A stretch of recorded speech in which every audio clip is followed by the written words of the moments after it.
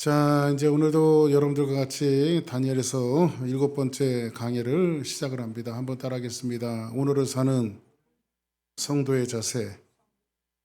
자, 이 자리에는 이제 목사로, 또 사모로, 또 전도사로, 또 장로로, 권사님으로, 권사로, 또 이렇게 여러 가지 직분, 집사로 여러 가지 직분을 가지고 우리가 하나님 앞에 나와 예배드리는데, 목사보다 훨씬 더 소중한 단어가 있습니다. 그리고 직분보다 훨씬 소중한 단어가 있는데, 그게 고기로운 직분인 성도라고 하는 직분입니다. 그래서 저는 그 목사님하고 이렇게 부르는 것도 좋지만은 성도로서 호칭을 받을 때 그게 참 좋더라고요. 하나님 앞에 거룩하게 되어진 무리 속의 한 사람이다라고 하는 성도로 부름을 받을 때 참 기분이 좋습니다. 우리는 성도인 줄 믿습니다. 할렐루야. 요즘에 이제 시대의 격동기 속에서 살아가고 있습니다. 어떻게 예수님을 믿어야 할지, 또 어떻게 주님을 따라야 할지. 요즘에 이제 저도 우리 사모님이 이제 사역자 방에다 올려줘서 알았는데, 유튜브 하나가 올라왔어요. 그런데 LA에 있는 감리교회에서 이제 감리교 목사님인데, 동성애를 반대하는 이야기를 설교를 했다가 교회에서 쫓겨났어요. 그래서 감리교는 동성애를 지지한다 해갖고 교회에서 쫓겨나갖고 이제 유튜브에 올리고 여러 가지 문제들이 있는데, 하나님은 남자와 여자를 창조하셨습니다. 할렐루야. 그리고 남자와 여자가 결혼하는 것이 맞아요. 나도 쫓겨날래나? 저희는 이제 서든 베티스트이기 때문에 침례교회는 동성애를 지지하지 않습니다. 아무튼 시대가 변하면서 교회 안에도 이렇게 잘못된 교훈들이 들어와서 교회를 위협하는데, 그러한 문제뿐만 아니라 우리는 시대의 격변기 속에서 저와 여러분들은 성도로서 어떤 자세를 가지고 살아가야 되는가에 대한 것들을 오늘 다니엘의 경우를 통해서 여러분들에게 좀 말씀을 드리고자 합니다. 오늘 말씀은 지난주에는 저와 여러분들이 5장을 공부를 했습니다. 5장은 아보니도스 왕의 아들이었던 벨사살 왕이 고관 대작들 1000명을 모아놓고 연회를 베풀었습니다. 근데 연회를 베풀 때에 연회를 베풀고 나서 벨사살 왕이 죽으면서 바벨론이라고 하는 거대한 왕국도 거기서 무너지고 멸망을 하게 되어지는데, 그 거대한 나라 바벨론 제국이 멸망하는 것은 서서히 무너지는 것이 아니라 하룻밤 사이에 무너졌습니다. 하룻밤 사이에. 역사는 이렇게 바뀌는 겁니다. 아무리 견고하게 우리의 삶을 쌓고, 아무리 건강을 쌓고, 아무리 저축을 하고 돈을 모아놓고 돈 세는 재미로 살아도 하나님이 역사를 바꾸시면 하룻밤 사이에 바뀐다라고 하는 사실을 지난주 말씀을 통해서 여러분들과 같이 봤어요. 그게 결국은 사람들의 공로로 세우는 모든 것들은 무너지고 쓰러지지만은 결국은 하나님의 나라만 영원하다라고 하는 사실을 성경은 말하고 있습니다. 벨사살 왕이 고관 대작들 1000명을 모아놓고 잔치를 베풀 때에 큰 손이 나와서 뭔가를 씁니다. 그걸 썼던 것이 뭐죠? 메네, 데겔, 우바르신. 메네는 뭐예요? 하나님의 숫자를 셌다는 거예요. 너 이번에 안 들어오면 큰일 난다? 안 된다? 하나, 둘 반. 계속해서 하나님이 쉬시는 거예요. 그런데도 그들이 돌아오지 않았을 때에 하나님은 사랑의 하나님이시지만은요, 하나님이 세상을 심판하실 때는 단호하신 하나님이신 것을 성경 말씀해 주고 있습니다. 그래서 여러분들 하나님이 쉬실 때에 좋게 얘기할 때 돌아오시기를 주의 이름으로 축복합니다. 할렐루야. 그래서 메네메네 대결에 우바르신 저울에 달았더니 네가 그 수준에 미치지 못했고 미달되어졌다라고 해서 결국은 바벨론 땅은, 그 거대했던 바벨론 땅이 무너지게 되어져요. 그러고 나서 지난주 5장 맨 마지막 부분에 보니까 성경은 이렇게 끝납니다. 바벨론이 멸망했을 때에 메대 사람 다리오가 나라를 얻었는데, 그때의 다리오는 62세였더라. 이렇게 성경은 말하고 있습니다. 자, 그러면 여기에서 이제 바벨론은 무너졌고 바벨론의 왕이 지금 누가 됐어요? 이게 답이 다 보이는데 얘기를 못 하세요. 누가 됐어요? 다리오. 한번 따라하겠습니다. 다리오. 예, 다리오 왕이 됐어요. 자, 그러면 이 다리오 왕이 됐는데 이 다리오 왕은 지난주에 여러분들에게 말씀했던 걸 기억합니까? 벨사살 왕이 역사의 왕조실록에 들어있다고요? 안 들어있다고요? 안 들어있다고 말씀드렸죠? 그래서 벨사살에 대해서 우리가 좀 파헤쳤는데 이 다리오 왕도요. 왕조실록에 이름이 올라가 있질 않아요. 자, 그러면 성경이 거짓말인가요? 이 다리오 왕도 왕조실록에 올라가 있지 않는데 이 성경이 거짓말인가? 그래서 이제 학자들이 또 이 다리오의 정체에 대해서 살폈잖아요. 두 가지 설이 있어요. 두 가지. 첫 번째는 뭐냐면 옛날에 고대의 황제나 왕들은요 이름을 두 가지를 썼어요. 근데 바벨론 땅을 멸망시킨 이 바사 제국의 왕이 누구예요? 바로 고레스 왕이란 말이에요. 고레스. 그죠? 고레스 왕이에요. 근데 고레스 왕이 바벨론을 멸망시켰는데 그러면 이 고레스 왕이 이름을 두 가지를 썼구나. 다리오와 바벨론 두 가지를 썼구나. 여러분들이 그렇게 이제 어떤 학자들은 그렇게 얘기했어요. 근데 성경에 보니까는 메대 사람 다리오가 나라를 얻었는데 이렇게 말하는데 얻었는데라고 하는 표현보다도 한번 따라서 하실까요? 받았는데. 자, 그러면 누가 준 사람이 있었으니까 받았을 거야 이제. 그죠? 이게 얻었다라고 하는 것은 받았다라고 하는 것은 전쟁을 통해서 이겨서 자기가 탈취한 것이 아니라 누군가가 통치권을 준 거예요. 그러면 이 다리오 왕은 고레스 왕이 아니네요. 그죠? 그래서 또 강해 설교자들의 설교한 것들을 받고 신학자들이 이 설교한 주석들을 제가 쭉 한번 봤어요. 그래가지고 사료들을 살펴봤는데 거기에서 모든 강해 설교자들이 학자들이 연합을 본 학설이 있어요. 그 학설이 뭐냐면 이것은 고레스 왕이 아니라 성경 보니까 뭐라고 말하냐면 9장 1절에 보니까 무슨 말이 나오냐면 메대족 속 아하수에로의 아들 다리오가 갈대아 나라 왕으로 세움을 받은 첫 해에 이렇게 말합니다. 그러면 뭐라고 그래요? 다리오 왕으로 세움을 받은 첫 해에 이렇게 말합니다. 그러면 왕으로 누군가를 세웠다는 거 아니에요? 그러면 이 사람이 누구냐면 그 당시에 바벨론 땅을 점령하고 큰 제국으로 바벨론 땅을 멸망시켰던 고레스 왕이 통치권을 이양해 준 거예요. 왜냐하면 이 메대와 바사가 얻었던 이 페르시아 제국은요 바벨론보다 훨씬 더 넓은 영토를 갖고 있었어요. 역사적으로. 그리고 고레스 왕이 모든 것을 다 통치할 수 없으니까 메대 사람 다리오에게 통치권을 줬는데 이 통치권은 뭐냐면 이 사람이 권력순위 제2위에 속하는 사람이에요. 사료에 보니까. 그래서 이 사람이 지금 벨사살 왕이 1000명을 놓고 연회를 베풀 때에 바벨론 본토를 친 사람이 누구냐면 바로 메대 사람 다리오란 말이에요. 다리오가 가서 벨사살과 그 모든 고관대작들을 죽이고 그 영토를 빼앗았는데 고레스 왕이 그 영토를 누구에게 위임했어요? 다리오 왕에게 위임을 한 거예요. 그래서 성경은 뭐라고 이야기하냐면 메대 사람 다리오가 나라를 얻었는데 그때 다리오가 62세였더라라고 성경은 말하고 있는 겁니다. 자, 그러면 이런 것들을 여러분들에게 왜 가르쳐 드리느냐? 그냥 성경을 무심코 읽지 말고 한번 따라하겠습니다. 생각하면서 읽자. 네, 우리는 전혀 생각하지 않고 읽어요. 그러면 여러분들이 성경을 읽을 때 이것이 무슨 뜻인지 알게 되어질 거예요. 자, 그러면 6장 1절을 이제 6장 오늘 본문으로 넘어갑니다. 같이 있습니다. 시작.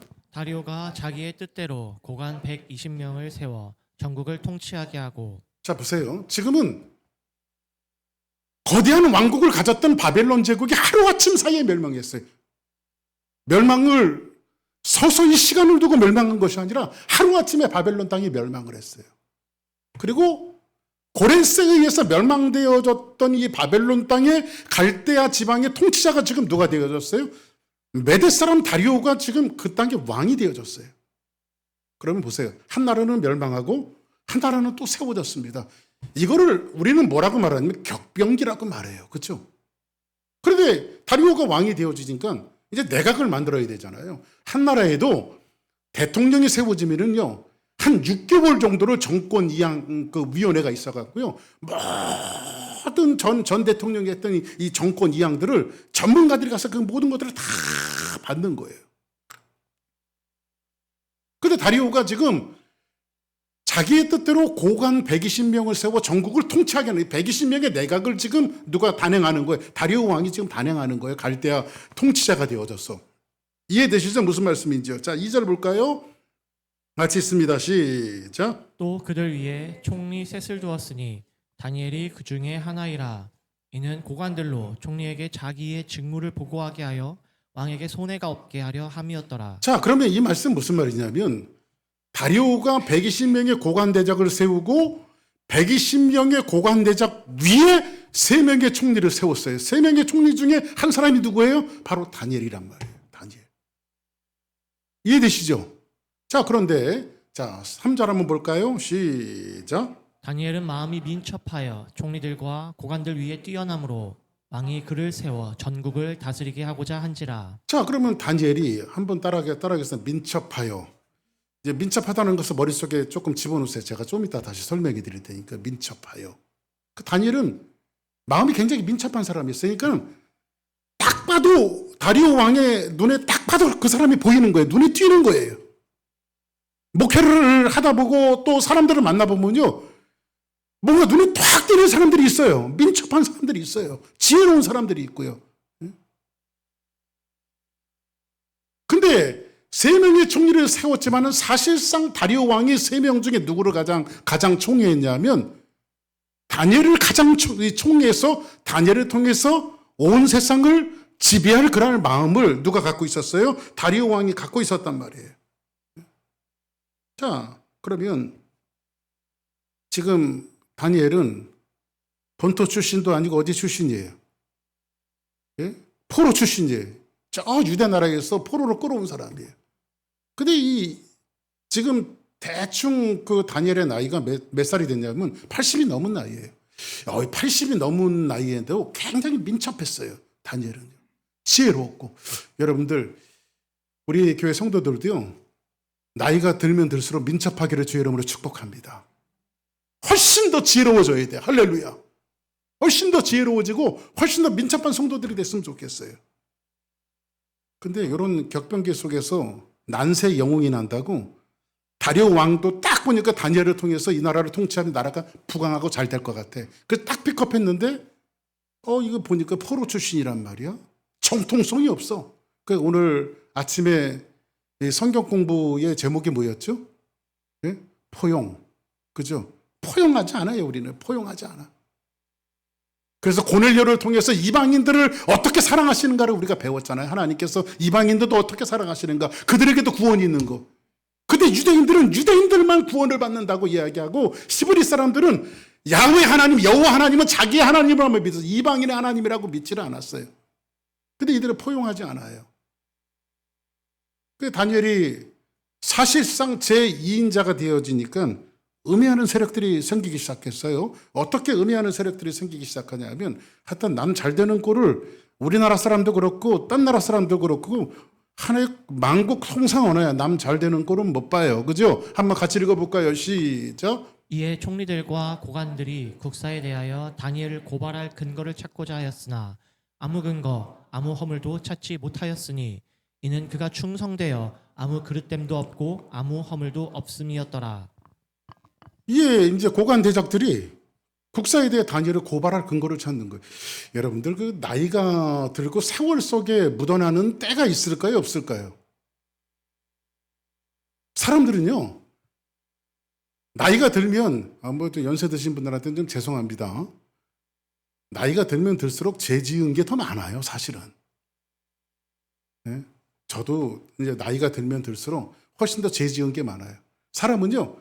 세월 속에서 사람들은 세월이 갖는 허물이 있게 마련이에요. 세월이 주는 허물이 있게 마련이에요. 여러분 어떤 사람이 그릇을 막 애지중지한 그릇을 계속 닦고요. 부드러운 행주로 계속 닦고요. 그때 딱 보니까 행주 기스가 있대. 닦아도.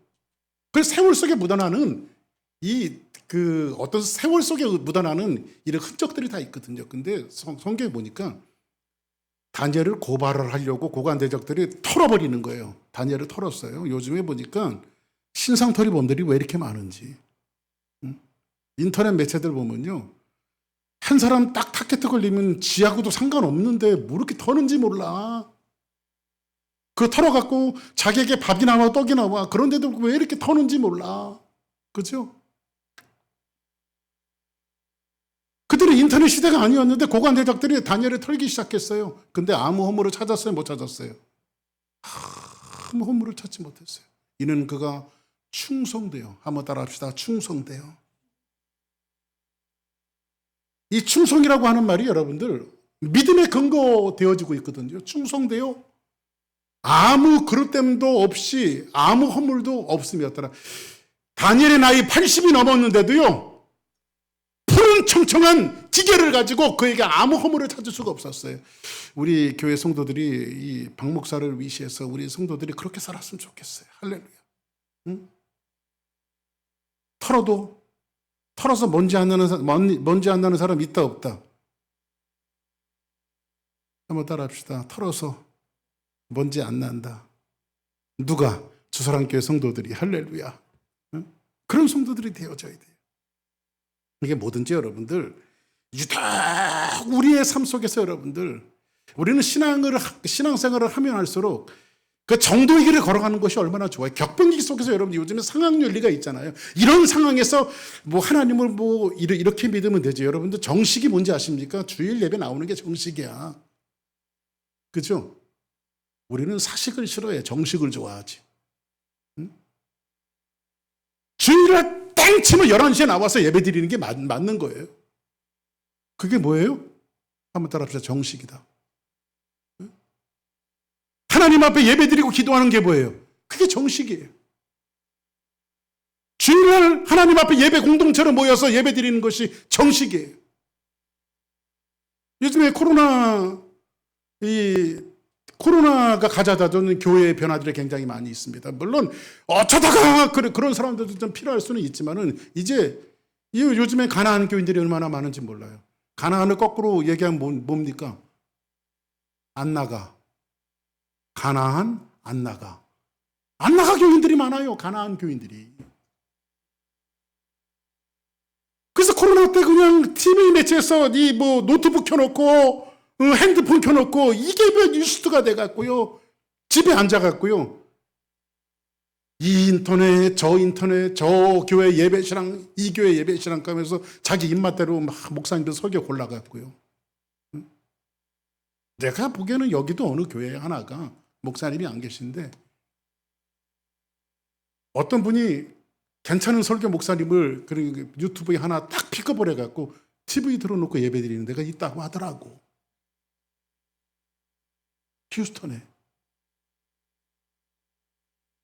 그러니까 여러분들 우리의 신앙생활은요 상황 윤리에 맞게 타협하는 것이 아니라 다니엘이 나이 80이 넘었음에도 불구하고 그에게 흠을 찾지 못했던 것은 뭐냐면 그의 신앙의 꾸준함과 하나님과의 교제가 만들어낸 결과란 말이에요. 이 격변기 속에서 이 수많은 어려움과 상황 윤리 속에서 교회 안에도 동성연애가 들어오고 세상의 물결들이 교회 안에 들어와서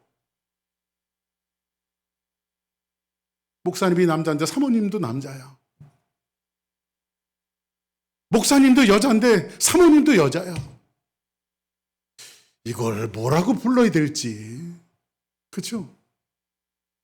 이런 상황 윤리를 자꾸 받아들이다 보니까 교회마저도 하나님의 거룩한 공동체 교회마저도 무너지고 있는 이런 시대를 저희들이 살아가고 있어요.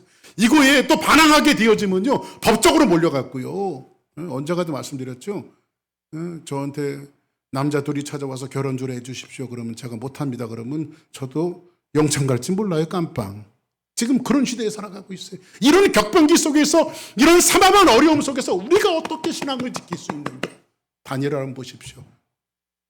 신앙의 꾸준함을 통해서 상황 윤리에 자기를 맡기지 않고 조금 이따도 말씀드리겠지만 어떤 모습으로 하나님을 섬겼는지 성경 말씀해 주고 있잖아요.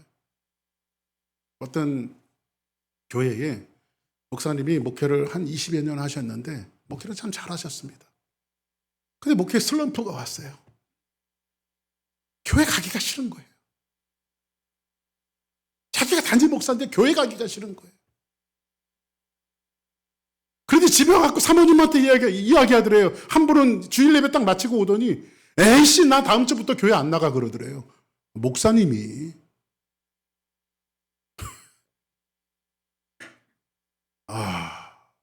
목사님 목회 슬럼프가 온 거죠. 그렇죠? 목사도 가끔 그럴 때가 있거든요. 저도 10여 년 전에요. 10여 년 전에 저희 집사람하고 목회하다가요. 도망 나갔었어요. 목회 안 하려고. 누구에게나 다 그런 슬럼프가 올 수가 있어요. 그런데 그 목사님이 교회 재직들한테 나 이 모양 저 모양 마음이 너무 힘들어갖고 나 휴가 한 2주 정도 다녀올 테니까 재직분들이 교회 좀 잘 좀 지켜주십시오 하고 목사님이 자동차를 운전하고 한국인데 이렇게 운전하고 여기저기 다녔답니다. 근데 어떤 깡촌에 가니까는 바닷가 옆에 근처인데 깡촌에 갔는데 민박집이 있더래요. 자연 풍경도 좋고 동네가 너무 좋아서 민박집에 하루를 묵었답니다. 목사님이. 그때 교회에 시골에 조그만 교회가 하나 있더래요. 잠도 안 오고 뒤척뒤척거리다가 새벽 기도나 나가볼까 해갖고 목사님이 새벽 기도로 나가셨대요. 실제로 있었던 얘기 말씀드리는 거예요. 저도 간증 들은 건데 새벽 기도로 나가셨대요.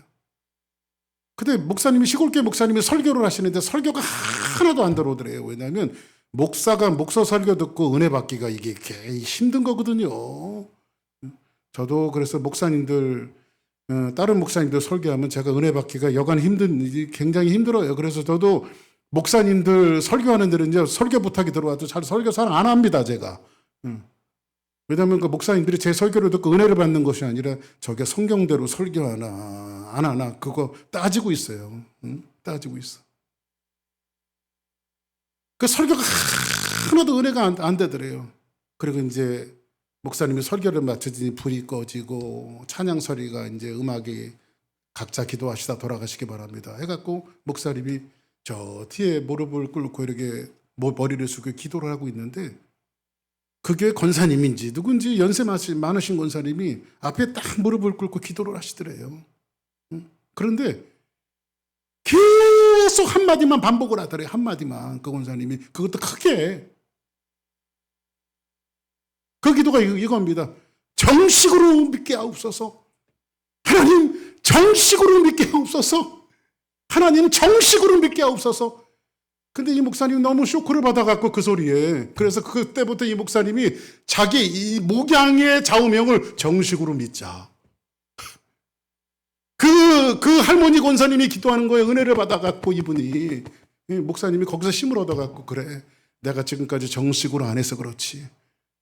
돌아가서 내가 정식으로 목회하자. 그래서 설교 준비를 해도 정식으로 하고 신방을 해도 정식으로 하고 말씀을 봐도 정식으로 하고 예배를 인도해도 정식으로 인도하고 그래서 이 목사님은 정식 목사님이 됐대. 정식 목사님. 그래서 목회가 행복해지더래요. 목회가. 옆에 분들하고 인사하시기 바랍니다. 정식으로 믿읍시다. 시작. 할렐루야. 정식으로 믿어야 돼. 정식으로. 운동선수가 여러분들 슬럼프에 빠졌을 때 저도 운동을 했지만 슬럼프에 빠졌을 때 제일 뭐든지 해도 안 될 때가 있거든요. 그때 여러분들 운동선수가 돌아가는 건 기본기로 돌아가는 거 처음 배웠을 때 기본기로 돌아가는 거예요. 기본기서부터.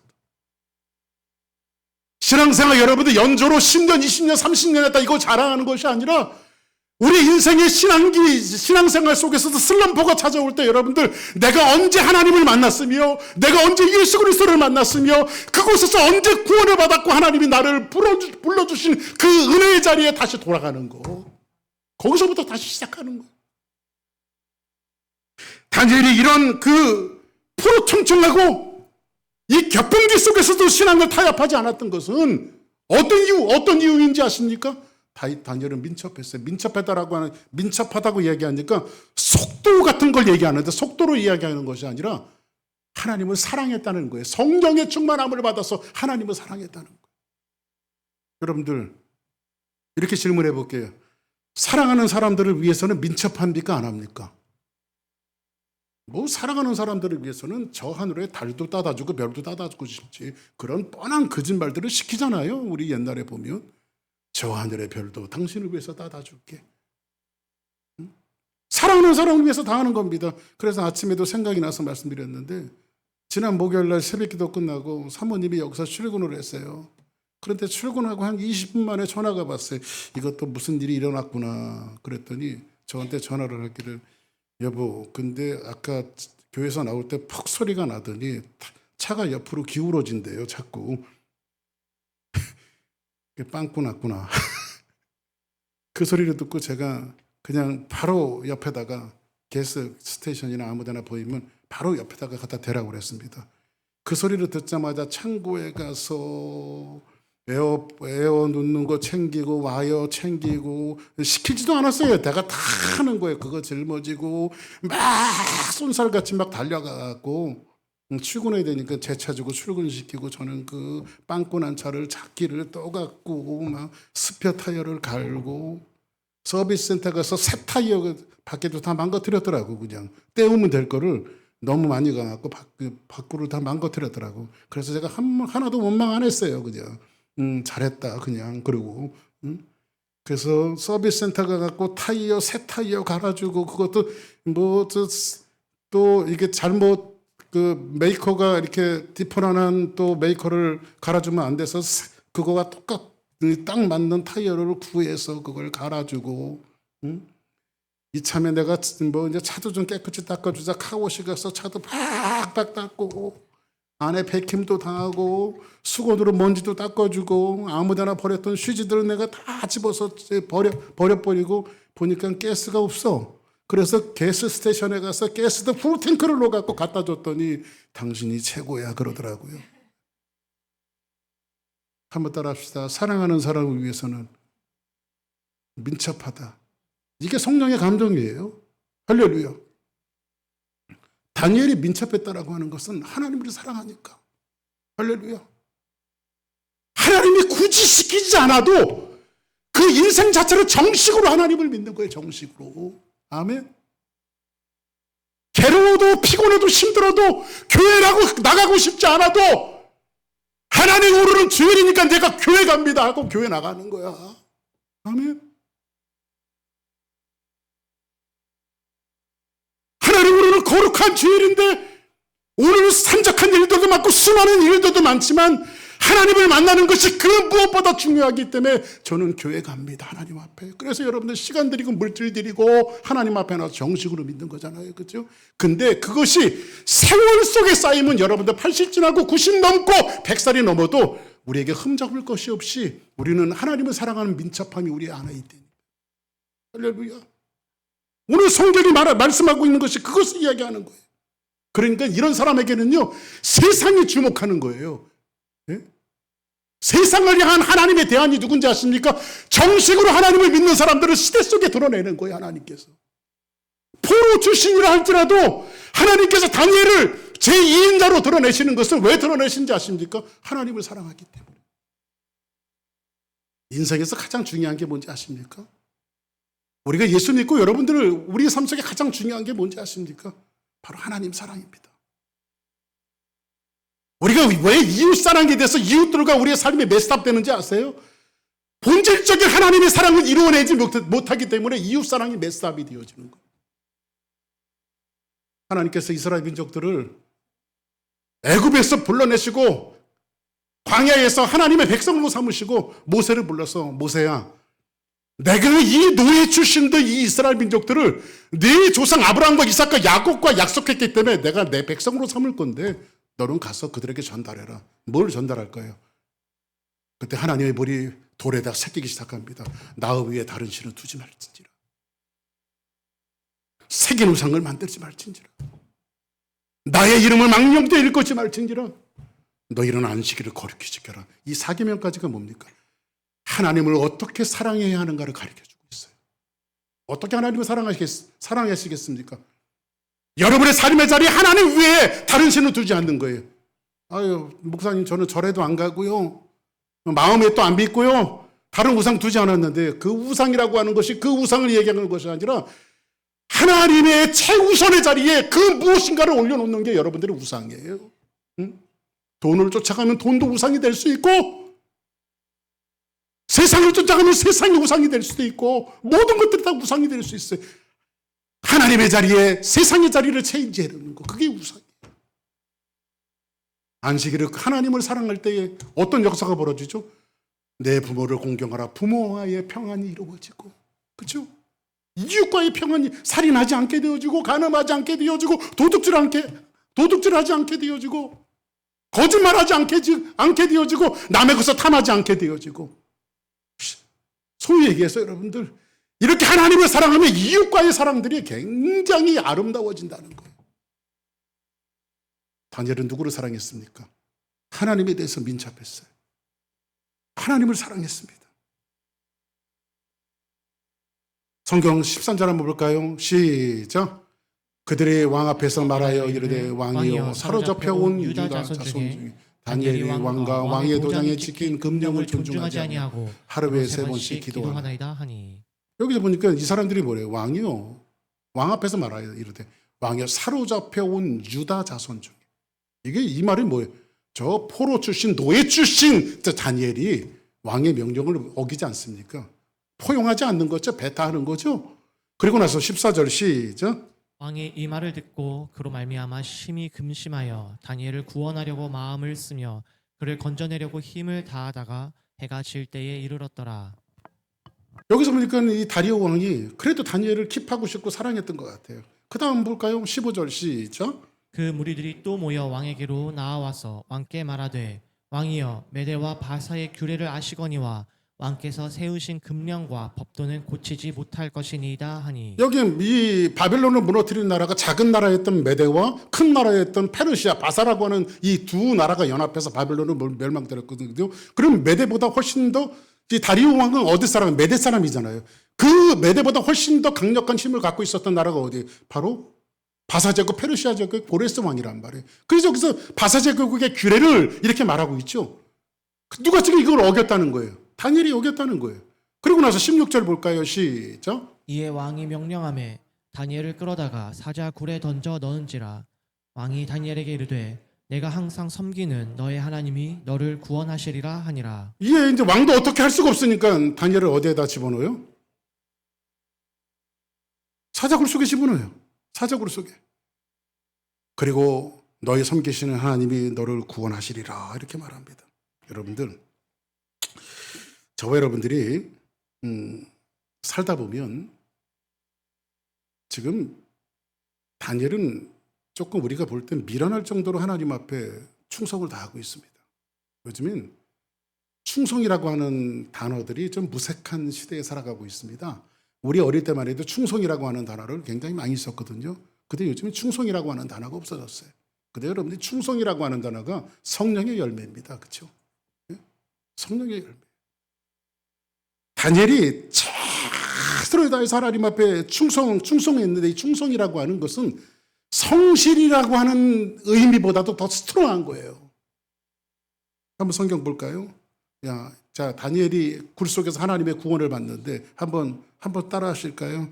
사자들이 먹을 것을 보고도 못 먹는 심정이야. 그죠? 사자굴 속에 집어넣는 사자들이 다니엘을 삼켜요, 못 삼켜요? 삼키지 못하죠. 자, 왕이 심히 기뻐서 시작. 왕이 심히 기뻐서 명하여 다니엘을 굴에서 올리라 하매 그들이 다니엘을 굴에서 올린즉 그의 몸이 조금도 상하지 아니하였으니 이는 그가 자기의 하나님을 믿음이었더라. 누구를 믿음이었더라? 자기 하나님을 믿음이었더라. 좀 더 나가서 성경은 뭐라고 말합니까? 6장 10절에 보니까 다니엘이 이 조사에 왕의 도장이 찍힌 것을 알고도 자기 집에 들어가서는, 그 왕이 금령을 내린 거예요. 자기 집에 들어가서는 윗방에 올라가 예루살렘을 향하여 창문을 열고 어떻게 하던 대로? 전에 하던 대로. 한번 따라하겠습니다. 전에 하던 대로. 하루에 3번씩 무릎을 꿇고 기도하며 그의 하나님께 감사하였더라 라고 성경은 말하고 있습니다. 어떻게 해요? 전에 하던 대로. 사랑하는 여러분, 그러니까 특별할 때만 여러분들 신앙생활 하는 것이 아니라 늘 신앙생활은 자동으로 할렐루야, 그냥 저절로 이 경건의 시간이라고 하는 것은 저절로 되어지는 거예요. 저절로. 그 여러분들 꾸준한 사람은 아무도 못합니다. 아멘. 근데 도대체 이런 꾸준한 신앙이 어디서 왔을까요?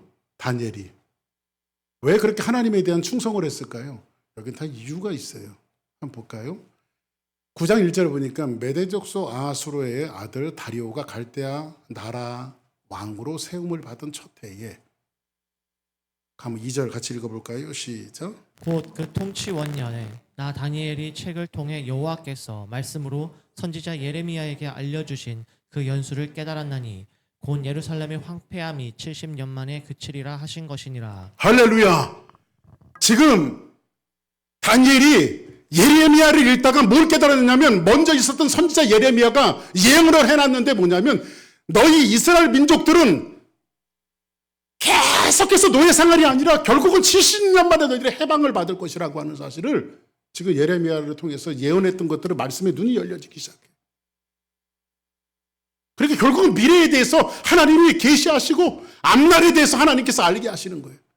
하나님의 은혜를 입은 사람들은요, 내일에 대해서 소망을 가지게 하세요. 할렐루야. 내일에 소망이 있는 사람은요, 오늘을 굴하지 않습니다. 내일을 누가 만들어주시기 때문에? 하나님이 만들어주시기 때문에. 예레미야에게 알려주신 그 연수를 깨달았더니 그 예루살렘의 황폐함이 70년 만에 그치리라. 이 놀라운 역사를 알았던 이 다니엘은요, 신앙이 꾸준할 수밖에 없어요. 왜? 결국 억압과 핍박 속에서 이스라엘 민족을 구원할 거기 때문에, 해방되어질 거기 때문에. 그리고 나서 23절 같이 한번 읽어볼까요? 시작. 곧 내가 기도를 시작할 즈음에 명령이 내렸으므로 이제 내게 알리러 왔느니라. 너는 크게 은총을 입은 자라. 그런즉 너는 이 일을 생각하고 그 환상을 깨달을지니라. 내가 기도를 시작할 즈음에 명령이 내렸으므로 이제 내가 알리러 왔느니라. 너는, 한번 따라 합시다. 크게 은총을 입었다. 할렐루야. 우리 옆에 분들하고 인사하십니다. 당신은 하나님께 크게 은총을 입었습니다. 시작. 그렇게 축복해갖고 은총이 있게 입어지겠어요? 다시 한번 축복합니다. 당신은 하나님께 크게 은총을 입었습니다. 시작. 할렐루야. 이러한 놀라운 축복이 우리 주사랑교회 성도들과 여러분의 삶 가운데 넘쳐나기를 주의 이름으로 축복합니다. 할렐루야. 우리 주사랑교회가 하나님의 은혜를 잊기를 원해요. 하나님의 은총을 잊기를 원해요. 여러분 삶이, 여러분 개인이, 여러분 자녀들이, 여러분의 모든 삶들이 정말로 하나님의 은혜를 잊기를 원해요. 하나님의 은총을 잊기를 원해요. 우리는 시대의 격분기기 속에 살아가고 있습니다. 이런 시대가 바뀌는 삼엄한 이 시대 때 저와 여러분들은 성도라고 하는 이름으로 2024년도 9월이라고 하는 시대를 지나가고 있어요. 내일이 어떻게 바뀔지 모릅니다. 근데 우리 이 말씀을 통해서 다니엘이 이 격분기 속에서 살아가는 우리들에게 하나님의 말씀이 우리에게 가르쳐주고 있는 것은 뭐냐면, 신앙의 꾸준함과 힘들고 어려울수록 기본기를 찾아가는 것과 사적으로 믿는 것이 아니라 정식으로 하나님을 믿는 것, 정식으로 하나님을 따라가는 것, 이 길만이 시대의 격분기 속에서 저와 여러분들의 살 길이라고 이 오늘 말씀이 가르쳐주고 있는 거예요. 다시 한번 인사하십니다. 정식으로 믿읍시다. 제발 정식으로 믿으세요. 정식으로 믿는 신앙생활하는 여러분들이 그 연조가 쌓이고 쌓여질 때에 그것이 세상이 여러분들을 주목하게 하고 세상의 모든 열방이 주사랑교회를 주목하는 원동력과 힘이 되어질 거예요. 이런 놀라운 역사가 저와 여러분들의 삶 속에 신앙의 길을 손잡고 걸어가는 우리 주사랑교회 모든 공동체에게 넘쳐나기를 주의 이름으로 축복합니다. 우리 다 같이 자리에서 일어나시겠습니다. 환난과 핍박 중에도 성도는 신앙 지켰네.